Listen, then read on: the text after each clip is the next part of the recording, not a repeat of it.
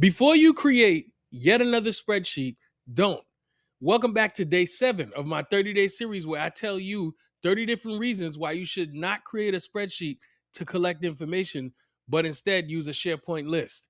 Would you eat cereal with a fork? Yes, you would. If you did not know that a spoon existed, you feel me? I'm about to put you onto a spoon.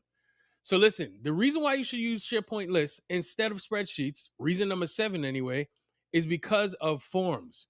A few years ago, I saw on projectmanager.com, they were like, yo, this is what you should do for your change requests. They said collect the information inside of a Word document. That's how you collect it, but then you store the information inside of a spreadsheet. So what they wanted you to do was pass out a bunch of Word documents, obviously via email. You know what I'm saying? Tell people to quote, fill those out, copy the information out of those when you get them back and paste it into a spreadsheet. That's crazy.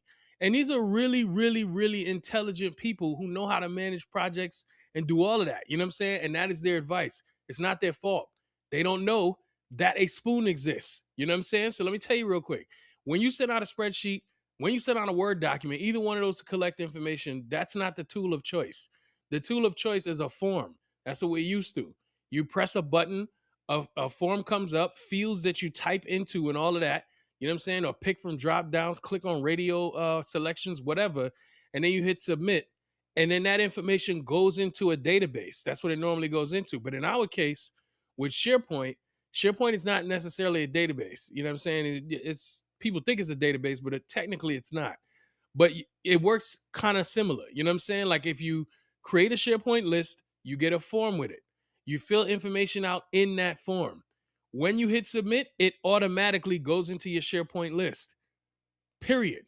You know what I'm saying? So everything that project manager and a whole bunch of other people who are living their life, running their careers, think that they should be doing, they should not be doing.